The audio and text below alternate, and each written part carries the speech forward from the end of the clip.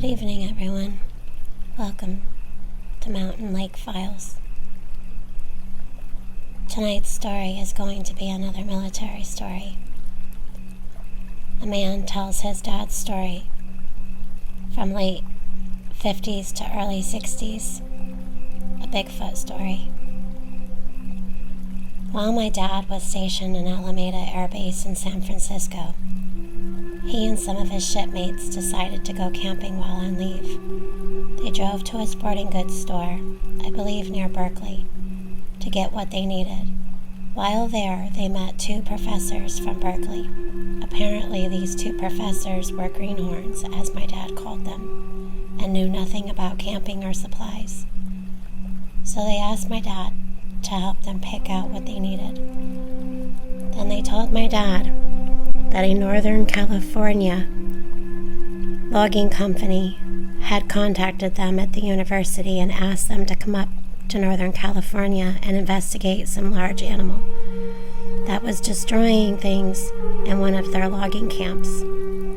They told my dad that someone or something was really wreaking havoc in the area and the workers couldn't get anything done. Plus, it was terrifying the loggers.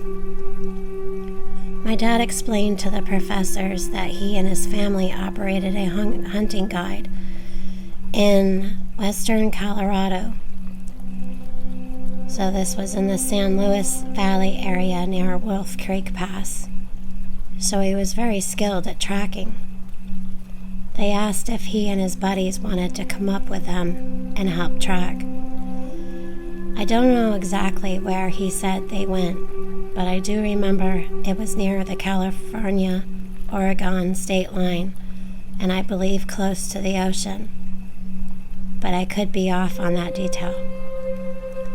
He said when they got to camp and scouted around the area, they found several giant footprints, and they casted them with plaster. He said it looked like someone or something was scouting or walking around the perimeter of the camp.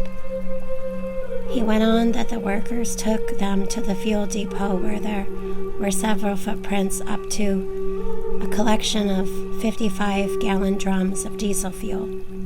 Something had walked up, then around the depot, and then finally picked up one of the barrels and then carried it off towards a nearby ravine.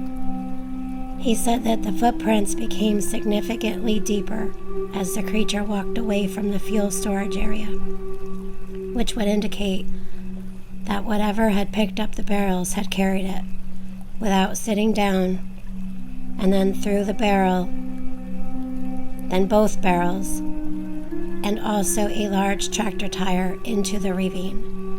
Then it walked back into the woods. That night, they had a fire going, and everyone was sitting around it, drinking beers and shooting the breeze. After a while, my dad said he noticed eye shine that appeared to be 8 to 9 feet high just outside the fire watching them. I believe that he said there were 2 sets of eyes, but I could be wrong. He told me that he quickly and quietly worked his way back away from the group. Then he circled around the camp as quietly as he could to sneak up on whatever was standing close by. He said that no matter how hard he tried, including removing his boots and trying to sneak up on it in his socks, he never could get anywhere near whatever creature had the eye shine, and that it really frustrated him as a professional tracker because he couldn't get close to the animal. He'd return to the group about 10 minutes later, and the eye shine would return, and he'd quietly try again. Over the years, I asked him several times, "Do you think it was Bigfoot?"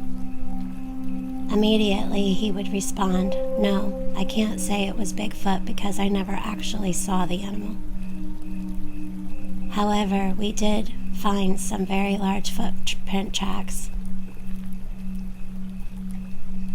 I know that there was something really big out there that is a better tracker than me, and whatever it is, it had really big feet. But exactly what I saw out there, I have no idea what it was. I think he said the eye shine was either an emerald green or a fire orange. It's been a long time since I talked to him about it, and now he's going senile. Now, was my dad telling me the truth or spinning yarn?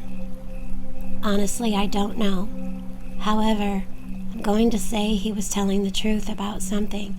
As I've thought about this story, I've come to the following conclusions. He saw something in Northern California that he could neither catch nor track down, which really frustrated him as a professional tracker. He never altered the major parts of the story. He may have added some details or forgot to share them, however, they were incidental points. He never claimed to have actually seen a Bigfoot. If he had, maybe he wouldn't have bragged about it. I've wondered if the story grew out of the Patterson-Gimlin film Encounter. Maybe, but there's nothing that, at least to me, screams that, but I could be wrong. So this thing leaving big footprints was referred to as an animal, however, he did not know. And we in the Bigfoot world and community know that there's discrepancies against animal, human, something in between, something both. And we know that there has been said accounts where when getting DNA, it has both animal and human DNA. So to refer to Bigfoot as animal, human, or just Bigfoot Sasquatch, I'll leave that up to you, but this is this man's story about his dad, and that's the way they referred to him as.